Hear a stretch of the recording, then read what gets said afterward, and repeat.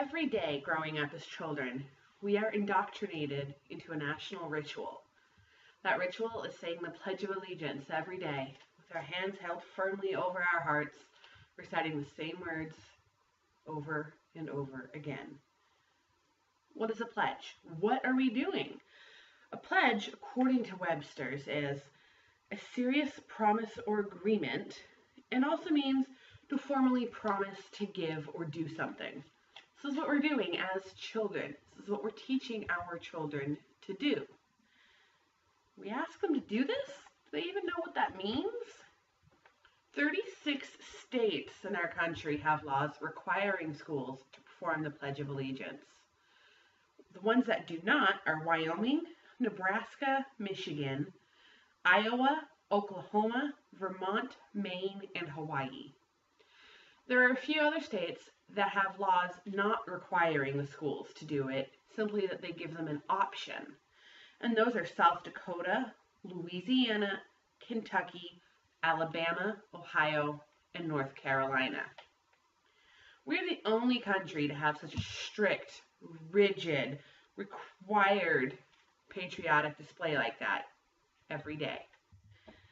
God is seen as a reason that it's okay to take the Pledge of Allegiance out of classes. It is a reason. It is not what I view as the most important reason. I do, however, see the pledge as a problem. The government has no business forcing our children to parrot the same words over and over again every day. They're getting our children to sign a contract, basically, with their actions. Let's fully examine this problem. We'll see why it is a problem, such as it is. The history of the pledge is not what some people might think. In 1892, a gentleman named Francis Bellamy wrote the Pledge of Allegiance to celebrate the 400th anniversary of Columbus landing in the Americas. Didn't do it for the Revolutionary War, didn't do it for any war, didn't do it to have an awesome display of patriotism. The original words have changed. They're not what they were now. They have gone through a couple of different revisions. The original pledge, in fact, goes, "I pledge allegiance to my flag and the republic for which it stands, one nation indivisible, with liberty and justice for all." I'm sure you can see some notable things that you might remember from your pledge that are not in that original version. In fact, it wasn't until 1924 that the flag of the United States of America was added, and it wasn't until 1954 that "Under God" was added by Dwight D. Eisenhower as a response basically to the communist threat of the times. The original salute was not the right hand over the heart gazing at the flag. It in fact resembled something more of a Nazi salute. This was changed sometime during World War II because it resembled a Nazi salute. So that's when that changed.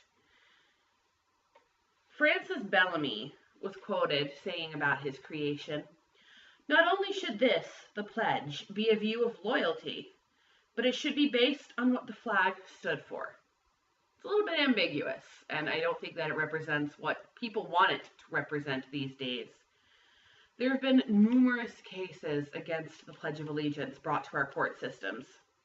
Over 60 years ago, the West Virginia State Board of Education versus Barnett, the Supreme Court ruled that requiring the pledge to be said by students is a violation of First and 14th Amendment rights, and yet we still force them to this day. In 2002, Ninth Circuit Court of Appeals made a decision stating that the reciting of the pledge in any public school is an unconstitutional endorsement of religion. Further, in 2005, U.S. District Court Judge Lawrence Carlton of Sacramento, California, said that the pledge was unconstitutional due to the fact that the phrase, "under God," was considered to be in violation of a child's right to be free from a coercive requirement to affirm God. Many people have their own opinions on this issue, and I in fact conducted a Facebook poll asking, what do you think? Should it be taken out? Is there a problem? I got responses such as, God should be left in because some children believe. Forcing participation or ostracizing those who don't is unacceptable. It shouldn't be done every morning because at some point it becomes meaningless. Loyalty is shown through actions, not parroting a poem every morning. Mindless repetition in no way teaches loyalty or history or anything about any real struggle for America or its values and freedoms. If a pledge is viewed as a legal contract, a law in other words, students should not be forced to say it. In a court of law, you need to be mentally stable and agreeable enough to understand what you're saying. You need to be mature.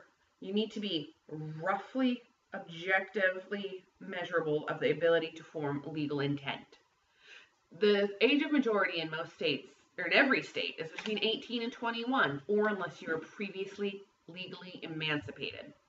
And yet we're forcing our tiny elementary school children to do this pledge. We know that there's a problem. We know why there's a problem. What can we do about this problem?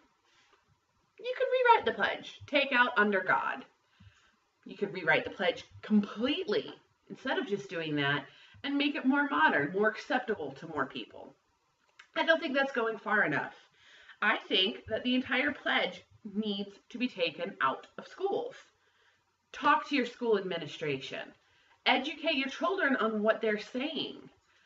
All else fails, we have government representatives for a reason, so that they can hear our voices and act on our concerns.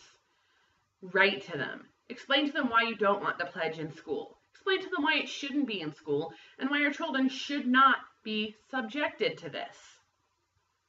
Thank you very much and have a wonderful day.